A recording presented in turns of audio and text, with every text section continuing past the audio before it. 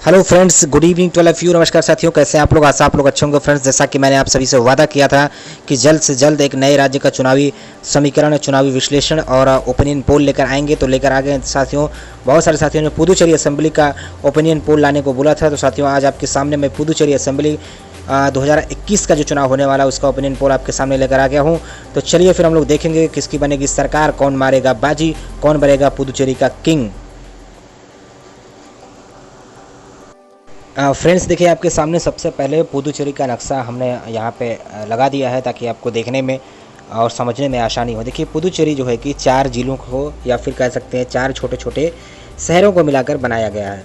तो ये पहला है यनम, दूसरा पुदुचेरी और तीसरा कराईकल और चौथा माहे। और ये चारों जो है कि अलग अलग प्रदेश में, जैसा आप देख रहे हैं रेड कलर से, एक यनम जो है आंध्र प्रदेश में आपको दिख रहा होगा, और फिर तमिलनाडु में नीचे पुदुचेरी और कराईकल है, और माहे जो है कि वो केरला में है। ऐसा क्यों हुआ दोस्तों? यहाँ पे फ्रांसीसी ईस्ट इंडिया कंपनी का शासन था। जब फ्रांसीसी कंपनियाँ यहाँ से शासन छोड़कर गई तो वो इन चारों जिलों को जो है कि मिला करके उस समय केंद्र शासित प्रदेश बना दिया गया। यहाँ पे आज भी आपको फ्रांसीसी कलाकृतियाँ देखने को मिल सकती है, वहाँ के कल्चर इत्यादि जो है कि आज भी कई कई जगहों पे देखने को यहाँ पे मिलते हैं। तो दूसरी बात आपको बता दें कि दोस्तों ये 4 तरफ हैं, इसलिए अलग अलग राजनीतिक समीकरण है यहाँ पे। देखिए यनम आंध्र प्रदेश है, पुदुचेरी और कराईकल में एआईडीएमके और डीएमके का भी यहाँ पे जनाधार है। माहे के अंदर जो है कि सीपीआईएम यानी जो केरला है वहाँ पर उसका भी जनाधार है, सीपीआईएम इत्यादि का। तो इस तरीके से काफ़ी ये बढ़ जाता है, प्रदेश काफ़ी लंबा हो जाता है ये पुदुचेरी। इसका पहले नाम पांडिचेरी था और पांडिचेरी का बाद में नाम बदलकर 2006 में पुदुचेरी कर दिया गया। और पुदुचेरी का जो अर्थ होता है वो तमिल में नया गांव होता है, उसका अर्थ। तो नया गांव पुदुचेरी का अर्थ होता है। तो दोस्तों आपने देख लिया कि पुदुचेरी की बनावट क्या है, यानी 4 प्रदेशों में 4 जिले हैं, 3 प्रदेशों में, आंध्र प्रदेश में एक और दो जिले जो है कि तमिलनाडु में, और तीसरा जिला जो आपका चौथा जिला माहे जो है कि वो केरला के अंदर है। तो आपने समझा कि कितना जटिल इसकी बनावट है, तो किस तरीके से यहाँ पर चुनाव होते होंगे आपको अब आगे समझ में आएगा दोस्तों। देखिए यनम की बात करें तो यनम में कांग्रेस पार्टी है, पुदुचेरी कराईकल में भी कांग्रेस है, माहे में भी कांग्रेस पैन इंडिया है, इसलिए यहाँ पे कांग्रेस को फ़ायदा होता है, इसीलिए कांग्रेस के वहाँ पे सरकार भी है। तो चलिए फिर हम बातें करेंगे आगे और फिर बताएंगे इसके समीकरण को।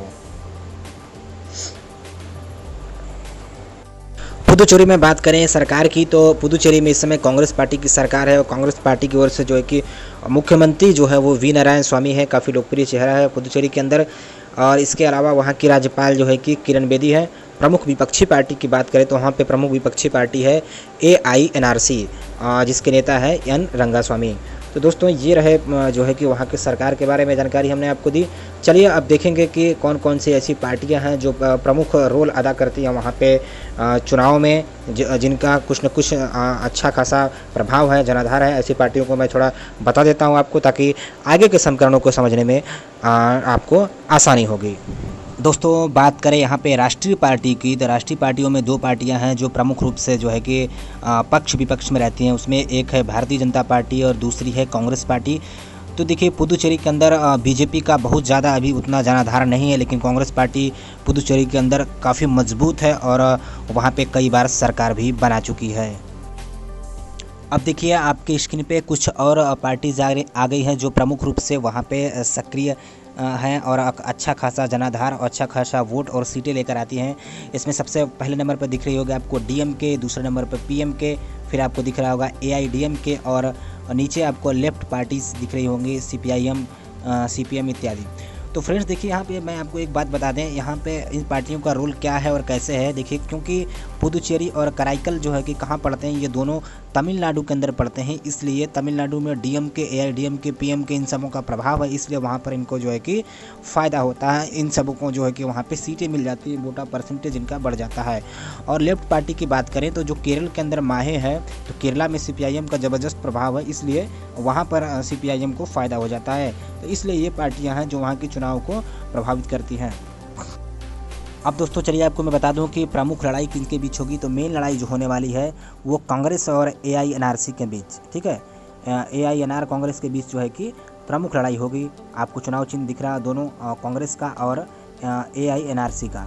तो दोस्तों ये दोनों पार्टियां जो हैं कि अब आपस में टक्कर करेंगी, क्योंकि यही दोनों मेन पार्टी वहाँ पे हैं जिनके बीच लड़ाई होगी, मतलब फाइट होगी मेन।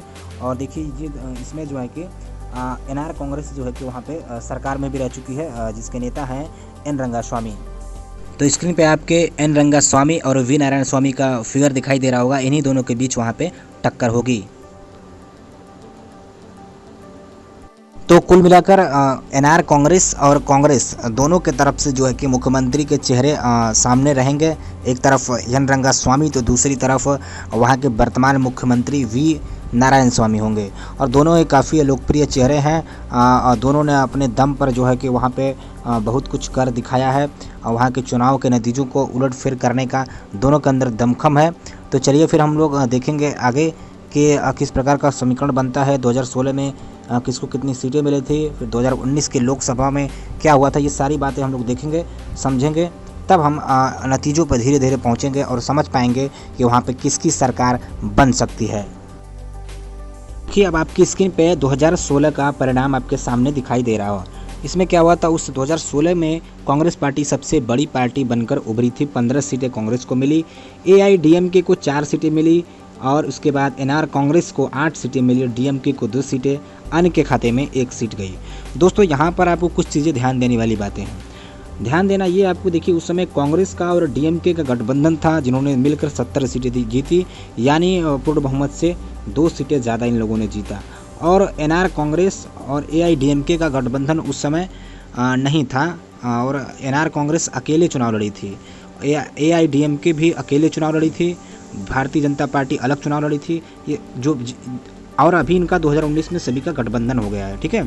उस समय ये सभी अलग अलग चुनाव लड़े थे, और एक और गठबंधन बना था वहाँ पे, पीपुल्स वेलफेयर फ्रंट करके, जिसमें लेफ्ट पार्टीज थी, CPI थी, CPM था, BCK, MDMK, RSP, इन सब को गठबंधन था, और एक बहुत बड़ी चुनौती बन गया NRC के लिए, और इसका सीधा फ़ायदा कांग्रेस पार्टी को मिला, और कांग्रेस DMK गठबंधन ने वहाँ पे विजय हासिल की, और ये चुनाव जीतने में 2016 का सफल रहे। तो ये था 2016 का समीकरण।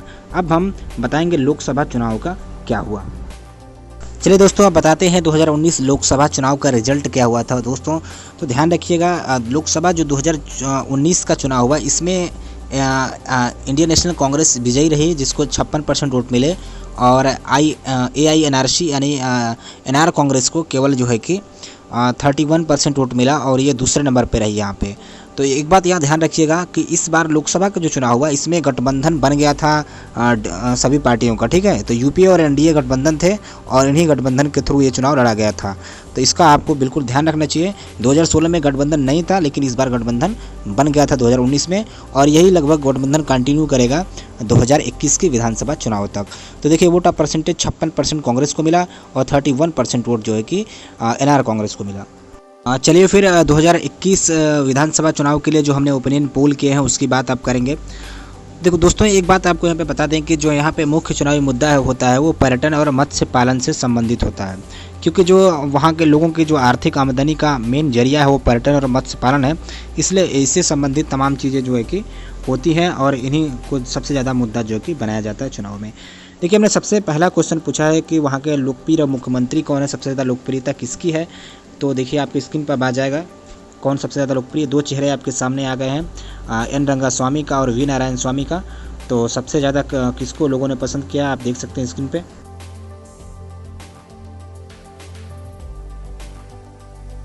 अब बात करें राहुल गांधी और नरेंद्र मोदी में, पुदुचेरी की जनता ने किसको सबसे ज़्यादा जो है कि पसंद किया है। तो दोस्तों देखिए, नरेंद्र मोदी और राहुल गांधी में जब हमने सर्वे किया तो नरेंद्र मोदी को 36% और राहुल गांधी को 64% लोगों ने वहां पे पसंद किया। एक बात मैं आपको यहाँ पे बताना चाहूँगा कि जितने भी साउथ की स्टेट है वहाँ पे राहुल गांधी लोकप्रिय हैं, और अगर उत्तर भारत की बात करें तो यहाँ पे नरेंद्र मोदी बाजी मारते हुए दिख जाते हैं। तो दोस्तों चलिए अब हम 2021 का जो ओपिनियन पोल किए हैं अब उसका रिजल्ट आपके सामने लेकर आएंगे कि किसको कितनी सीटें मिल सकती हैं। तो देखिए यहाँ पर ध्यान रखिएगा, इस बार 2 गठबंधन बन सकते हैं, बीजेपी एनआर कांग्रेस AIDMK और PMK का, और दूसरा गठबंधन जो हो सकता है वो कांग्रेस और DMK का। तो 2 गठबंधन कांग्रेस और DMK का तो वर्तमान में गठबंधन है ही, बीजेपी एनआर कांग्रेस AIDMK और PMK भी गठबंधन में चुनाव लोकसभा का लड़े थे, तो इसलिए वहाँ पर जो है कि ये दूसरा गठबंधन बन जाएगा। ये देखिए, अब हम बात करेंगे किसको कितनी सीटें मिल रही हैं। तो सबसे पहले हम बात करेंगे एनडीए गठबंधन की, यानी भारतीय जनता पार्टी के साथ जो लोग गठबंधन में, देखिए बीजेपी को 0 सीटें, यानी बीजेपी का कोई भी वहाँ पे खाता नहीं खुल रहा है। एआईएनआरसी को 8 सीटें मिल रही है, यानी एनआर कांग्रेस को 8 सीटें मिल जाएंगी, एआईडीएमके को 2 सीटें और पीएमके को 1 सीट। फ्रेंड्स, किस तरीके का सीटों का बंटवारा ये लोग करते हैं, इस पर भी निर्भर करेगा कि किसको कितनी सीटें यहाँ पर ये गठबंधन देता है। ये फिर अब बात करें अब हम दूसरे गठबंधन यूपीए गठबंधन की। तो यूपीए में आईएनसी यानी इंडियन नेशनल कांग्रेस पार्टी और दूसरी तरफ है डीएमके। तो दोस्तों देखिए, यहाँ पर आपको मैं बता दूं कि तमिलनाडु के अंदर इस समय जो है कि काफ़ी ज़्यादा जो है कि प्रचार प्रसार और फिर लहर जो चल रही है वो डीएमके यानी यूपीए गठबंधन और आईएनसी की। तो इसका असर जो कि पुदुचेरी पर भी पड़ेगा। तो इसलिए यहाँ पर देखिए, आईएनसी को मिल सकती हैं 15 सीटें और डीएमके को मिल सकती हैं 4 सीटें, यानी इंडियन नेशनल कांग्रेस और डीएमके मिलकर पुदुचेरी में फिर से सरकार बनाने में कामयाब हो रहे हैं। चलिए बात करें फाइनल रिजल्ट की। तो देखिए, अब आपके सामने फाइनल रिजल्ट आएगा। फाइनली यूपीए को मिल रहा है वहाँ पे 19 सीटें, तो एनडीए गठबंधन को मिल रहा है 11 सीटें। तो इस तरीके से यूपीए जो है कि वहाँ पे सरकार बनाने में सफल हो रहा है। यूपीए यानी कांग्रेस और डीएमके फिर से वहाँ पे सरकार बनाएंगे। एनडीए यानी बीजेपी और एनआर कांग्रेस और एआईडीएमके वहाँ फिर से सत्ता से बाहर रहेंगे। दोस्तों, तो ये था हमारा पुदुचेरी का रिजल्ट। कैसा लगा आपको और क्या है आपकी प्रतिक्रिया, ज़रूर आप भी जो है कि कमेंट्स करके बताइएगा। आपके कमेंट का इंतज़ार रहेगा। Thank you. फिर मिलते हैं आपसे नेक्स्ट वीडियो में।